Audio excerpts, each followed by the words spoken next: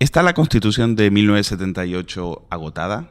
¿Deben los partidos políticos abordar, en aras de una regeneración democrática, una profunda reforma de la Constitución?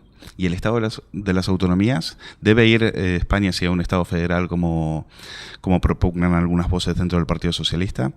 Para abordar estas cuestiones, Periodista Digital se ha trasladado aquí al Centro de Estudios Políticos y Constitucionales para hablar con uno de los sabios de la ciencia política en este país, como es el señor Benigno Pendas, que es el director del centro, aparte de ser doctor en ciencias políticas y abogado. Una de las voces, como decimos, más prestigiosas para tratar estos temas y otros más, como la ley electoral y demás, que ahora que el señor Pendas nos comentará aquí en Periodista Digital. ¿Qué tal? Buenos días. Muy buenos días. ¿Está la Constitución del 78 agotado? ¿Es papel mojado hoy esa Constitución y los españoles deben abordar una profunda reforma de su Carta Magna? Sí, mi opinión es que el fenómeno de la desafección política efectivamente es una realidad, constatado por todas las encuestas, pero también es cierto que tenemos un sistema democrático que ha venido funcionando muy satisfactoriamente, que la España constitucional desde el 78 ha sido y es un éxito, y que por tanto desde mi punto de vista lo que hay es que actualizar el funcionamiento de las instituciones, elaborar proyectos sensatos de regeneración democrática, pero desde mi punto de vista la Constitución del 78 sigue siendo perfectamente un marco válido de vigencia para nuestra convivencia democrática.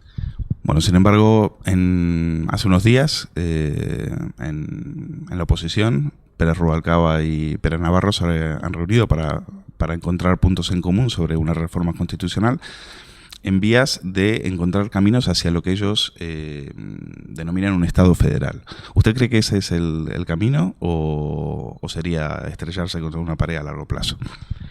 Bueno, en el Partido Socialista se perciben opiniones muy distintas sobre el tema territorial y sobre otras cuestiones. Quizá ello nos sitúa ante uno de los problemas que podría tener ahora mismo plantear una reforma constitucional. Reformar las reglas del juego requiere consenso. La gran baza, el gran activo de la Constitución del 78 fue que se elaboró con un gran consenso entre las fuerzas políticas y con un enorme apoyo ciudadano. Hoy día se constata que ese consenso no existe y, por tanto, muy probablemente no es el momento de plantearlo. También hay otra prioridad importante. Tenemos en este momento que dedicar las fuerzas principales a la lucha contra la crisis económica, la creación de las condiciones socioeconómicas para que se genere empleo y, por tanto, en este momento abrir debates profundos seguramente es inconveniente. Las constituciones no son, por supuesto, pues una norma fija y rígida para siempre, pero hay que saber actuar en el momento oportuno y todo apunta a que a día de hoy no es la circunstancia adecuada. Pero en 2011, porque las circunstancias así lo forzaban y bajo los condicionantes de las exigencias de Bruselas, efectivamente los dos partidos se pusieron de acuerdo para hacer un pequeño retoque en la Constitución en relación al tema del déficit, con lo cual el consenso es posible, pero claro, también es verdad que ahí estaba el condicionante de las urgencias. ¿Se puede dar una situación así de aquí a largo plazo? Bueno, el futuro es imprevisible, ¿no? En la política y en la vida. Yo creo que hoy se constata que no se da esa circunstancia. Desde mi punto de vista, la reforma del año 2011 era imprescindible, fue muy adecuada y se produjo efectivamente por un gran consenso entre los dos principales partidos políticos que representan en las urnas cerca del 80% de los españoles.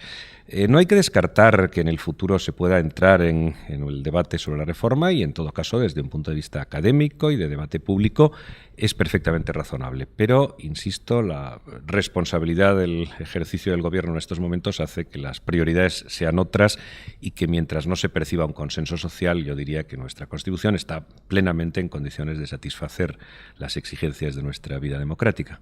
¿Usted ha recibido algún tipo de pedido, de informe de parte del Partido Popular o de parte del gobierno de Mariano Rajoy para ir pensando en el futuro en una reforma constitucional? ¿Cree que eso está en la agenda del gobierno? Concretamente, el encargo del Centro de Estudios Políticos y Constitucionales por parte de la vicepresidenta del Gobierno es elaborar lo que llamamos estrategia de regeneración democrática.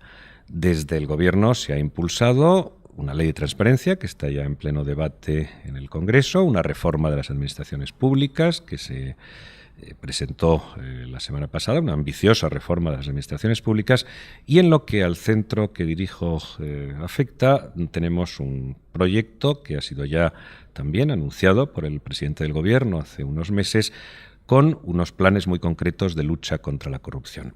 Todo eso son reformas, insisto, ambiciosas, creo que orientadas en el buen sentido, pero no está previsto en ningún caso que en ellas se modifique la Constitución. Pero sí que se incluyan temas tan importantes como una ley reguladora del ejercicio de las funciones políticas o una ley sobre control económico-financiero de los partidos. Con ello tratamos de dar respuesta a una legítima inquietud de los ciudadanos sobre el funcionamiento de las instituciones.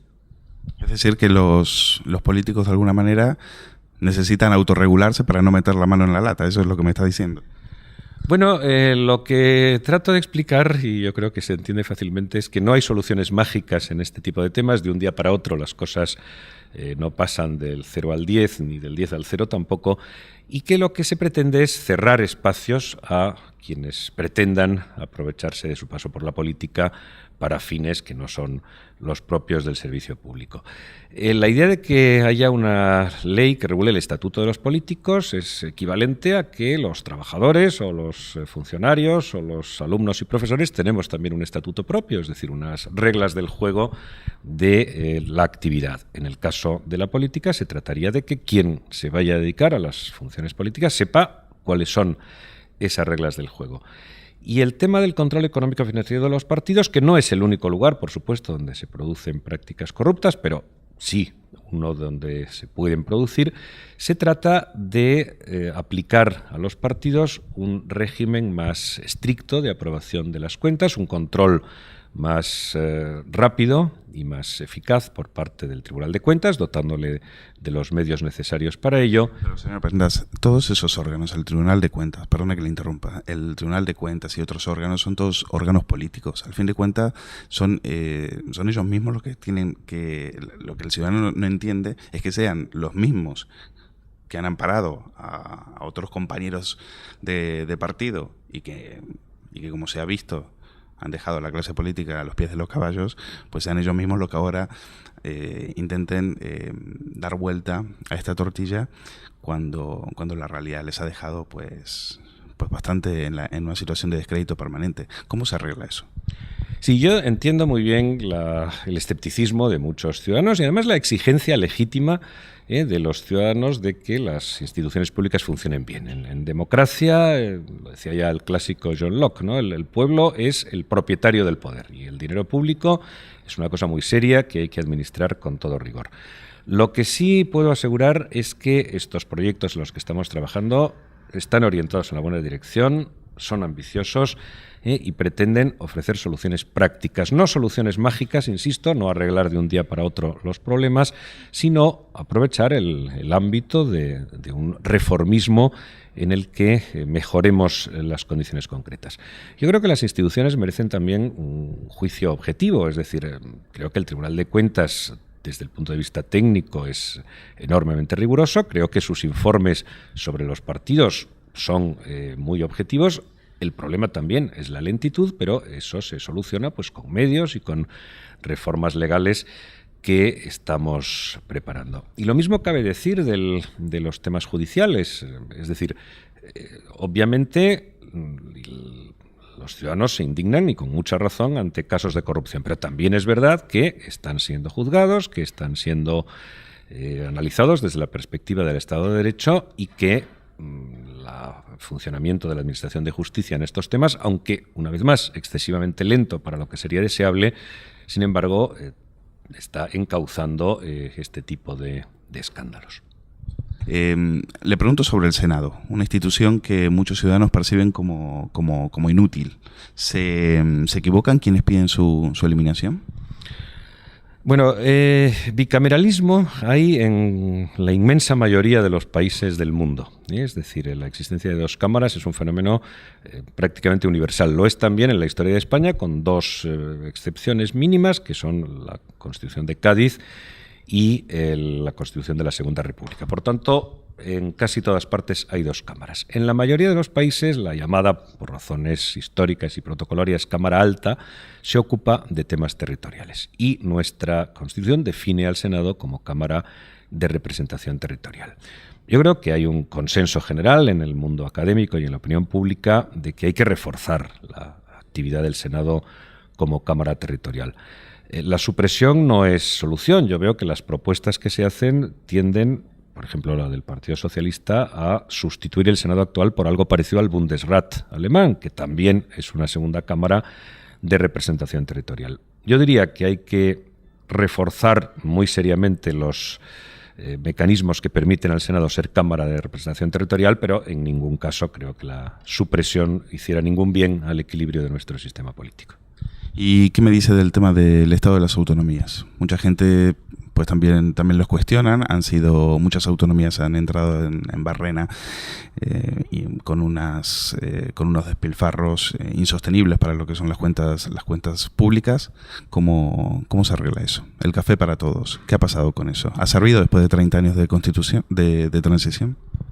Sí, yo creo que el tema autonómico, que sin duda pues es una de las grandes preocupaciones de los ciudadanos, está regulado por la Constitución como un modelo abierto. En el año 78 no estaba muy claro cuál era exactamente el objetivo que se pretendía, más allá de dar respuesta política inmediata pues a las reivindicaciones de algunos territorios donde existe un componente fuerte de nacionalismo en la opinión pública que, una vez más, pues es perfectamente legítimo desde el punto de vista democrático. Hay dos cuestiones diferentes. Una, lo que se ha bautizado últimamente como soberanismo, que, como es notorio, no cabe en la Constitución española, donde el poder constituyente es único, donde es la nación española la titular de la soberanía y, por tanto, ahí encontramos un camino que está constitucionalmente cerrado. Otra cosa es un tema distinto, el funcionamiento en la práctica del modelo autonómico. Yo creo que hay que racionalizar, yo creo que hay que eliminar duplicidades, que hay que buscar la fórmula de que la cooperación haga las administraciones más eficientes, y en esa línea apunta, por ejemplo, el informe de la Comisión para la Reforma de las Administraciones Públicas, que con el paso del tiempo se han ido creando aparatos burocráticos fuertes, es cierto, pero la circunstancia... ¿Necesita España 17 mini consejos de Estado, por ejemplo, que cuestan 40 millones de euros al año?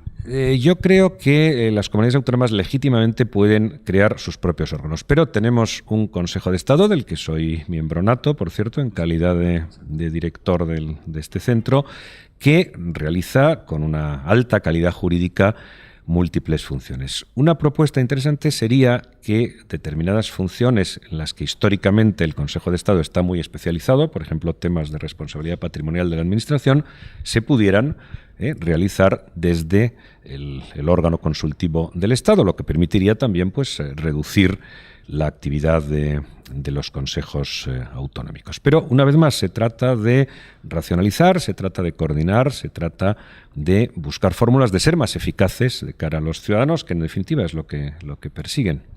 Según su opinión, ¿se le ha dado demasiada manga ancha a los nacionalismos?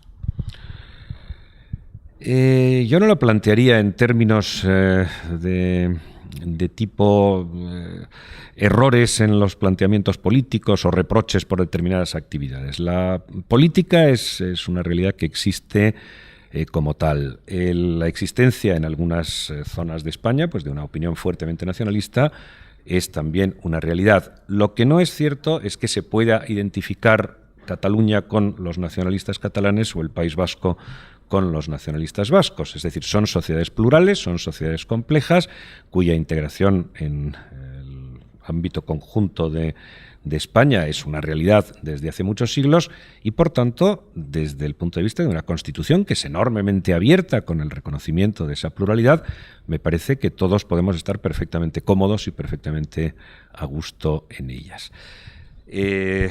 Cerrar los espacios a quienes pretenden ir más allá de la Constitución es, lógicamente, lo que se debe hacer desde la perspectiva de la defensa de la Constitución y de la democracia, pero para eso están las instituciones del Estado de Derecho, las impugnaciones que ha realizado el Gobierno ante el Tribunal Constitucional, etcétera.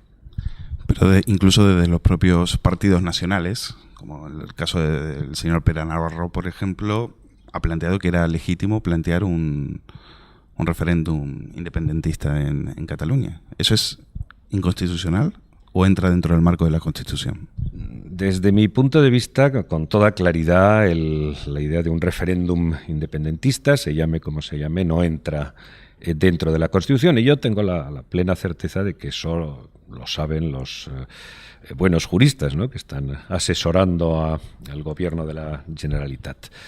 De hecho, es muy probable que el asunto se pueda reconducir por otra vía en la medida en que esa es una vía sin salida. No se celebra un referéndum sin el acuerdo del Estado.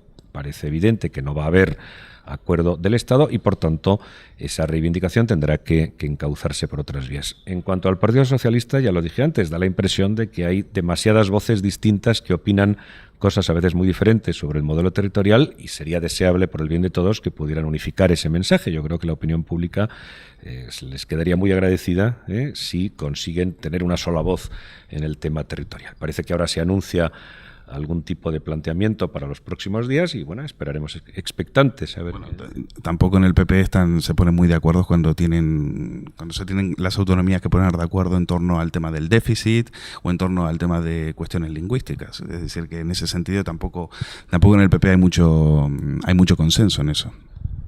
Yo diría que, siendo efectivamente así, por tanto hay planteamientos en los que unos territorios se diferencian de otros, incluso dentro del propio Partido Popular, pero la opinión pública tiene la sensación, porque es real, de que el discurso sobre los principios territoriales es mucho más nítido en el caso del PP, ¿no? Yo creo que nadie pone en duda los principios de unidad, de autonomía y de solidaridad, y en ese sentido, ciertamente con matices y probablemente con desencuentros en cuestiones concretas, pero en el terreno de los principios me parece que es un mensaje bastante más claro. Hace 2 días arrancó en el Congreso de Diputados el debate por la aprobación de la Ley de Transparencia. Llama la atención que este debate se produzca, teniendo en cuenta que es la Ley de Transparencia, a puerta cerrada. ¿No cree usted que hay cosas que justifican son la propia conducta de los políticos, el propio silencio? Ya lo hemos visto ayer, el silencio del presidente Rajoy con respecto al caso Bárcenas. ¿No cree que ese silencio en torno a todas estas cuestiones fomenta el descrédito de la clase política? Sí, quizá lo que hay es que explicarle bien a la opinión pública los trámites distintos por lo que pasa el estudio de una ley. En el caso de la Ley de Transparencia, yo diría que se ha realizado un trabajo de cara al público enormemente abierto, es decir, el anteproyecto de ley fue sometido a consulta pública por vía telemática. Hubo 80.000 consultas en la página web correspondiente y hubo más de 3.000 aportaciones de los ciudadanos. En este mismo centro se celebraron una serie de sesiones muy largas y creo que muy productivas con todas las organizaciones y entidades sociales interesadas en la materia. En la Comisión Constitucional del Congreso de los Diputados comparecimos yo también, pues creo que cerca de 40 personas representativas de distintas entidades y todo ello, por supuesto, con luz y taquígrafos. En el trámite parlamentario hay un momento en que los diputados se reúnen en una ponencia y trabajan sobre un texto. Cuando el texto pase otra vez a la comisión, no sé si este mismo mes de julio, quizá ya en septiembre, volverá a ser público. Es decir, hay que explicarlo bien, efectivamente, hay que explicárselo bien a los ciudadanos que tienen derecho a saberlo, pero no se puede decir que el trámite de la Ley de Transparencia sea secreto. Por último, señor Prendas, ¿caben en la Constitución reformas electorales, por ejemplo, como las listas abiertas, mayor proporcionalidad en el número de votos a la hora de asignar escaños? ¿Tenemos los españoles una ley electoral injusta? Tenemos una ley muy eficaz, una ley que ha permitido gobernar al centro-derecha y al centro-izquierda, unas veces con mayoría simple y otras veces con mayoría absoluta, y que otorga estabilidad, que es un valor muy importante y especialmente en tiempos convulsos desde el punto de vista económico. Es verdad que hay un gran debate social sobre esta materia. A veces se sobrevalora la importancia del sistema electoral sobre el conjunto del sistema político, en el sentido de que la ley electoral es igual para todos y que, bueno, trabajando duro y ganándose la confianza de los ciudadanos, pues todos están en condiciones de ganar elecciones. Dígase la UPyD y a Izquierda Unida, que no opinan como usted. Pues se lo digo en el sentido de que hay que trabajar y convencer a la gente, y cuando obtengan el número de votos necesarios para ser mayoría, ese premio a la mayoría que otorga nuestro sistema pasará a favorecerles y a beneficiarles. Es decir, las reglas son iguales para todos. El derecho comparado en los otros sistemas políticos de nuestro entorno suele tener bastante buena imagen el modelo español, que es representativo, pero al mismo tiempo garantiza estabilidad. Un parlamento en este momento con 4, 5, 6 partidos podría crear una situación de controversia permanente que no sería nada adecuado. Ahora, en todo caso, por supuesto, pues cabe plantear ese debate de cara al futuro, y me parece absolutamente legítimo que discutamos y aportemos argumentos a favor o en contra. O sea que, según usted, no hay nada que cambiar en la ley electoral. El sistema electoral es justo, es igual para todos y no hay nada que cambiar. En lo que se refiere a la fórmula D'Hondt, yo soy un decidido partidario de mantenerla porque, insisto, garantiza estabilidad y permite que haya una representación de todos en función de sus votos. Cuando consigan más votos, el tercero, el cuarto, el 10º partido de ámbito nacional, pues tendrá evidentemente más escaños, y les deseo lo mejor desde el punto de vista de la competición política. Señor Prendas, lo dejamos aquí. Muchísimas gracias por atender a Periodista Digital aquí en el Centro de Estudios Políticos y Constitucionales, y le seguiremos leyendo en las terceras de ABC, que es donde usted pues plasma sus pensamientos habitualmente. Gracias. Muchísimas gracias y hasta cualquier momento. Encantado.